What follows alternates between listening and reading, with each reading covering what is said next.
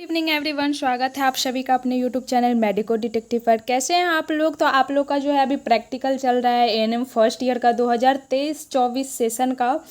तो जैसे कि आप लोग को पता है कि बहुत सारा टॉपिक इस चैनल पे करवाया गया है। प्रैक्टिकल के लिए प्रोसीजर का भी कुछ टॉपिक करवाया गया है। तो आज जो है ओरल केयर का एमसीक्यू हम लोग देखने वाले हैं, क्योंकि ओरल केयर जो है इम्पोर्टेंट है और भाइबा में पूछा जा रहा है बहुत जगह और पूछेगा भी। तो इस टॉपिक को आप लोग सीरियसली लीजिएगा और पूरे मतलब क्लास को देखिएगा। और बाकी जो भी प्रोसीजर करवाया गया जैसे हैंड वॉशिंग का, बेड मेकिंग का, तो सारा आप लोग प्लेलिस्ट में जा करके देख लीजिएगा, ठीक है। और वीडियो को लास्ट तक देखिएगा और बताइएगा कि आपका कितना क्वेश्चन सही हुआ है। अगर आप ओरल केयर का पूरा प्रोसीजर पढ़े होंगे तो आपको ये एमसीक्यू में से 20 क्वेश्चन आना चाहिए, ठीक है।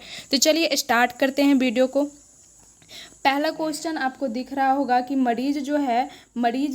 बेहोश मरीज को ओरल केयर देते समय कौन सी पोजीशन दी जाती है। Which position is given to an unconscious patient during oral care.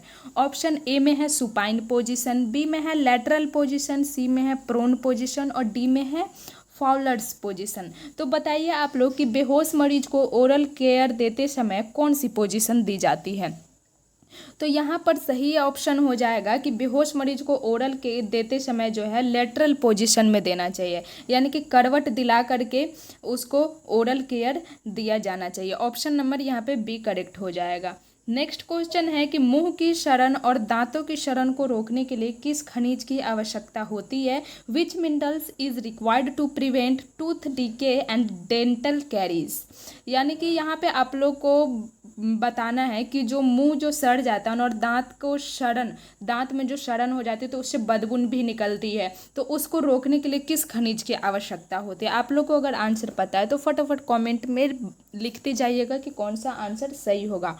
Option A में है कैल्शियम, बी में है आयरन, सी में है फ्लोराइड, डी में है आयोडीन। तो यहाँ पर सही आंसर हो जाएगा option number C fluoride. Fluoride जो है मुंह की सड़न और दांतों की सड़न को रोकने के लिए ये आवश्यक होती है। नेक्स्ट क्वेश्चन पे चलते हैं। नेक्स्ट क्वेश्चन है मुंह से आने वाली दुर्गंध यानी कि बैड ब्रेथ को चिकित्सा भाषा में क्या कहा जाता है। मुंह से जो आती है ना दुर्गंध, जिसमें ये क्या बोलते हैं, आप लोग बोलते हैं कि उसके मुंह से गंध आ रही है, उसके मुंह से गंध आ रही है, तो उसको मेडिकल टर्म में क्या कहेंगे, क्योंकि आप लोग तो मेडिकल वाले हो। ऑप्शन ए में है एस्टोमाटाइटिस, बी में है हेलिटोसिस, सी में है जिंजिवाइटिस, डी में है ग्लोसिटिस। तो यहाँ पर सही आंसर हो जाएगा ऑप्शन नंबर बी हेलिटोसिस। मुंह से जो आने वाली दुर्गंध होती है, बैड ब्रेथ होती है, उसको मेडिकल टर्म में कहा जाता है halitosis. Option number B correct हो जाएगा। नेक्स्ट क्वेश्चन है कि ओरल केयर के लिए हाइड्रोजन पेरोक्साइड का उपयोग किस अनुपात में किया जाता है। In what ratio is hydrogen peroxide used for oral care. Option A में है 1:1, बी में है 1:4, सी में है 1:8, डी में है 1:10। तो यहाँ पर ओरल केयर के लिए जो हाइड्रोजन पेरोक्साइड का यूज जो है 1:1 में किया जाता है। कितना किया जाता है? 1:1 में किया जाता है हाइड्रोजन पेरोक्साइड का यूज। चलिए नेक्स्ट क्वेश्चन है कि मसूड़ों की सूजन और खून आने की स्थिति को क्या कहा जाता है। मसूड़ में जो सूजन आ जाता है ना और खून आती है, उस कंडीशन को क्या कहते हैं। What is the inflammation and bleeding of gums called. बताइए क्या हो जाएगा यहाँ पे सही आंसर। ऑप्शन ए में है ग्लोसिटिस, बी में है चिलोसिस, सी में है जिंजिवाइटिस, डी में है पायरिया। तो यहाँ पे मसूड़ों की सूजन और खून आने की स्थिति को कहा जाता है जिंजिवाइटिस। क्या कहा जाता है? जिंजिवाइटिस, यानी कि ऑप्शन नंबर यहाँ पे सी करेक्ट हो जाएगा। नेक्स्ट क्वेश्चन है बेहोश मरीज में ओरल केयर देने के दौरान सबसे गंभीर जटिलता क्या हो सकती है। What is the most serious complication during oral care in an unconscious patient. Option A में है ब्लीडिंग, बी में है इन्फेक्शन, सी में एस्पिरेशन, डी में है डिहाइड्रेशन। तो बेहोश मरीज में ओरल केयर के दौरान, यानी कि जो मरीज अनकॉन्शियस है, बेहोश है, उस टाइम उसको ओरल केयर देने के दौरान सबसे गंभीर जटिलता क्या हो सकती है, तो वो हो जाएगा फेफड़े में तरल पदार्थ जम जाना, यानी कि एस्पिरेशन। ऑप्शन नंबर सी यहाँ पे करेक्ट हो जाएगा। नेक्स्ट क्वेश्चन है जीभ की सूजन, इन्फ्लामेशन ऑफ टंग को क्या कहा जाता है। जीभ में सूजन हो जाती है ना जी, देखो आप लोग, या हुआ है किसी को, what is the inflammation of the tongue, what is the inflammation of the tongue called? Option A में है स्टोमाटाइटिस, बी में है ग्लोसिटिस, सी में है जिंजिवाइटिस, डी में है पैरोटाइटिस। क्या हो जाएगा? जीभ की सूजन को क्या कहा जाता है? तो जीभ की सूजन को जो है ग्लाइसोटिस कहा जाता है। क्या कहा जाता है? ग्लाइसोटिस, ग्लोसोटिस, या ऑप्शन नंबर बी हो जाएगा सी सही यहाँ पे। नेक्स्ट क्वेश्चन है मुंह के कोनों यानी मुंह के कर्नर का फटना, घाव होना क्या कहलाता है? Ulceration and cracking at the corner of the mouth is called. Option A में है चिलोसिस, बी में है शॉर्ट्स, सी में है पायरिया, डी में है हेलिटोसिस। तो मुंह का जो कर्नर होता है ना उसका फटना और घाव होना कहलाता है ये चिलोसिस। क्या कहलाता है? चिलोसिस। चिलोसिस किसे कहेंगे? तो जो मुंह के कर्नर का फट जाता है या फिर यहाँ पे घाव हो जाता है उसी को चिलोसिस कहा जाता है। नेक्स्ट क्वेश्चन है पोटेशियम परमैंगनेट का कौन सा अनुपात ओरल हाइजीन के लिए सुरक्षित माना जाता है? विच ratio of potassium permanganate is considered safe for oral hygiene?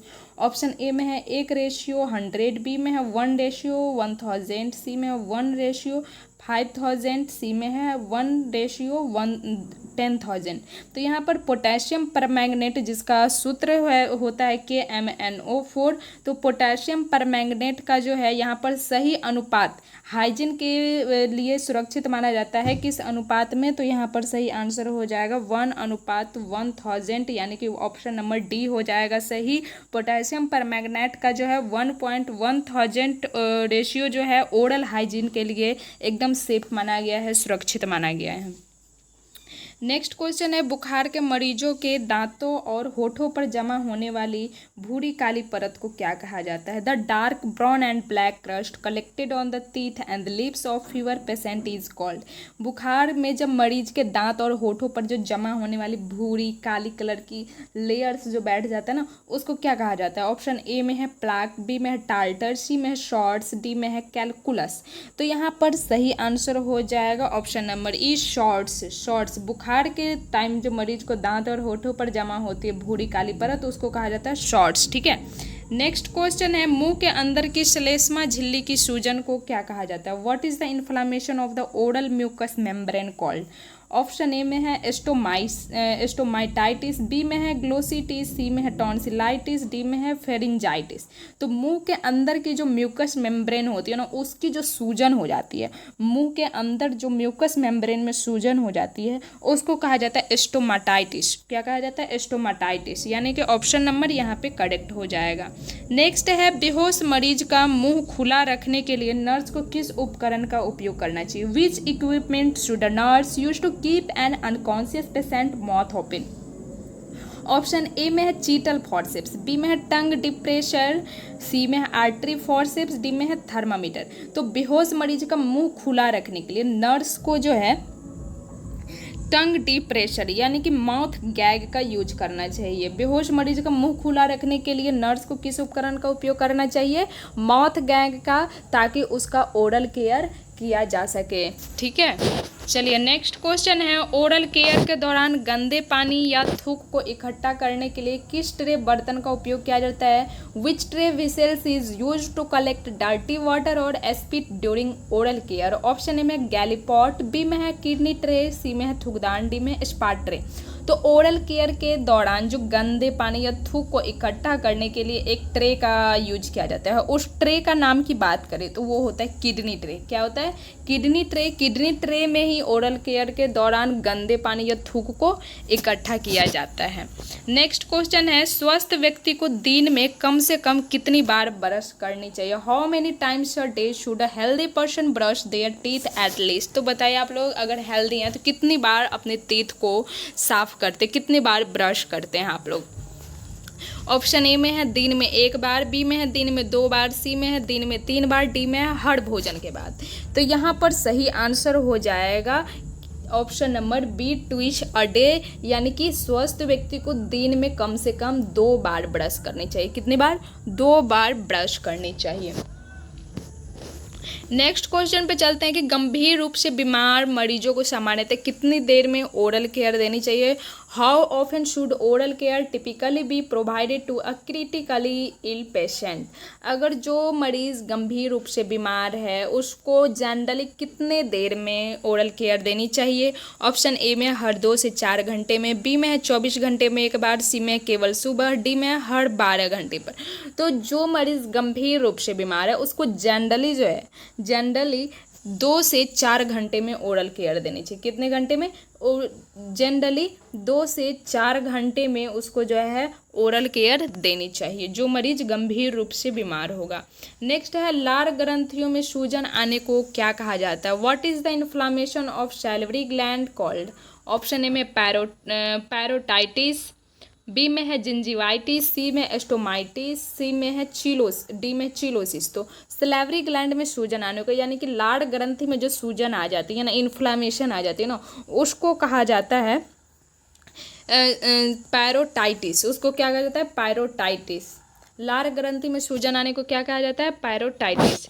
Next question है ओरल केयर करते समय नर्स को कॉटन स्वाब को किस दिशा में घुमाना चाहिए। In which direction should the nurse move the cotton swab during oral care. Option A में है from outer to inner side, B में है from inner to outer side, C में सर्कुलर मोशन ओनली, डी में है backward to forward. तो oral care करते समय नर्स को जो कॉटन स्वाब जो है इनर टू आउटर साइड, यानी कि अंदर से बाहर की ओर घुमाना चाहिए, जाके अंदर का जो भी गंदगी हो वो बाहर की तरफ निकल जाए, यानी कि बाहर से अंदर, बाहर का भी जो गंदगी होगा अंदर चला जाएगा। इसीलिए अंदर से बाहर की ओर कॉटन स्वाब को घुमाना चाहिए, अंदर से बाहर की ओर ओरल केयर देते समय। नेक्स्ट क्वेश्चन है होठों को सूखने और फटने से बचने के लिए ओरल केयर के बाद क्या लगाया जाता है। What is the applied after oral care to prevent lips from drying and cracking. तो होठ जो होती है ना, कभी कभी सूखने लगती है, फटने लगती है, तो उसको बचाने के लिए ओरल केयर के बाद क्या लगाया जाता है, बताइएगा आप लोग। ऑप्शन ए में है अल्कोहल स्वैबिंग, बी में हाइड्रोजन पेरोक्साइड, डी में है ग्लिसरीन, डी में है नॉर्मल सलाइन। तो यहाँ पर सही आंसर हो जाएगा ग्लिसरीन या इमोलिएंट। ग्लिसरीन या कोई कोमल क्रीम आप लगा सकते हैं होठ को सूखने और फटने से बचाने के लिए, लेकिन ओरल केयर के बाद ही होठ में लगाना चाहिए ग्लिसरीन या इमोलिएंट, ताकि कुछ टाइम तक रह सके और वो आपका जो सूखता है, फटता है, उससे बच सके। नेक्स्ट क्वेश्चन है अस्पताल में सामान्यतः ओरल रिंसिंग के लिए इस्तेमाल होने वाले सलाइन की सांद्रता क्या होती है। What is the concentration of normal saline commonly used for oral rinsing. Option A में है 0.45%, बी में 0.9%, सी में 3.0%, डी में 5.0%। तो हॉस्पिटल में जो जनरली ओरल रिंसिंग के लिए इस्तेमाल होने वाली सलाइन की सांद्रता होती है वो होती है 0.9% की। कितने की होती है? 0.9% की। ठीक है। नेक्स्ट क्वेश्चन है ओरल हाइजीन को बनाने रखने के लिए मुख्य उद्देश्य क्या है। What is the primary purpose of maintaining oral hygiene. Option A में है to make teeth look white, B में है to promote comfort and prevent infection, C में to improve the taste of food, D में to reduce saliva production. तो यहाँ पर सही आंसर क्या हो जाएगा? ओरल हाइजीन बनाए रखने का मुख्य उद्देश्य क्या है। ये क्वेश्चन का आंसर देने के बाद आप लोग बताइएगा कि 20 क्वेश्चन में आपका कितना क्वेश्चन सही हुआ है और आप लोगों ने इसका थ्योरी पढ़ा है कि नहीं तो आप लोग को 2 दिन यानी कि 10 तारीख से आप लोग को जो भी प्रोसीजर में दिक्कत होगा, थ्योरी चाहिए होगा आप लोग फटाफट कमेंट करिएगा, उसका थ्योरी बता दिया जाएगा। बाकी एमसीक्यू तो लगभग सारा प्रोसीजर का बता दिया गया है, ताकि भाइभा में आपसे पूछा जाए तो भाइभा में आप अच्छे से बता पाओ, क्योंकि भाइभा जो है आपको 25 नंबर की होगी, सबसे ज़्यादा नंबर की भाइभा ही है 25 नंबर की। तो इसलिए मैंने एमसीक्यू करवा दिए हैं ताकि आप लोग को भाइभा में कोई दिक्कत ना हो। बात रहा थ्योरी का, रिटेन का, क्योंकि इस बार रिटेन होने वाला है, तो उसमें आप लोग को जो भी थ्योरी में आपको दिक्कत है वो आप लोग बताइएगा, वो थ्योरी करवा दिया जाएगा यूट्यूब पे, ठीक है। तो यहाँ पर बताइए क्या हो जाएगा सही आंसर। तो यहाँ पर सही आंसर हो जाएगा कि ओरल हाइजीन बनाए रखने का मुख्य उद्देश्य होता है रोगी को आराम देना और संक्रमण रोकना, ठीक है। यानी कि ऑप्शन नंबर बी करेक्ट हो जाएगा। 20 क्वेश्चन में कितना क्वेश्चन सही हुआ बताइए, ताकि आपको भी लगे, आप खुद असेसमेंट कर रहे हो कि आपको 20 क्वेश्चन में कितना क्वेश्चन सही हुआ, आपने कितना तैयारी किया है प्रैक्टिकल भावा के लिए, ठीक है।